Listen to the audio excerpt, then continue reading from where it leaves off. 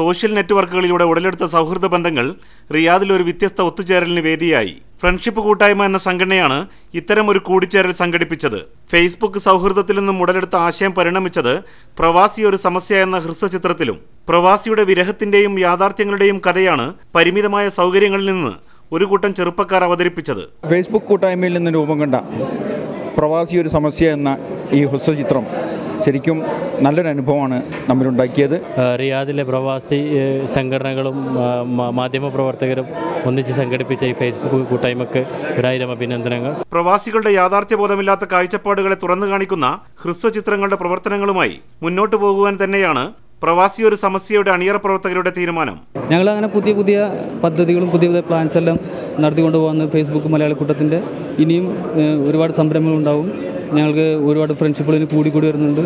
റിയാദിലെ ഫേസ്ബുക്ക് മലയാളി കൂട്ടം സംഘടിപ്പിച്ച ഈ ചെറിയൊരു ഷോർട്ട് ഫിലിം എല്ലാ ആൾക്കാരും അത് നല്ല രീതിയിൽ സ്വീകരിച്ചിരിക്കുകയാണ്. പ്രവാസികളുടെ വിഷമങ്ങളെയും സന്തോഷങ്ങളെയും എല്ലാം അഭിമുഖീകരിക്കുന്ന എല്ലാ വിഷയങ്ങളെ സംബന്ധിച്ചും കൂടുതൽ ഫിലിമുകൾ ഇനിയും ഞങ്ങൾ ഇനി നാട്ടിൽ പോകുമ്പോൾ എനിക്ക് ഇത്രയും നല്ലൊരു ഓർമ്മ തന്നതിന് ഇവരോട് എല്ലാവരോടും നന്ദി പറഞ്ഞു. ഇത്രയും ചെയ്യാൻ പറ്റിയതിൽ അഭിമാനം തന്നെയുള്ളത്. കാരണം പ്രോത്സാഹനത്തിലൂടെയാണ് നമുക്ക് വളരാൻ പറ്റുള്ളൂ.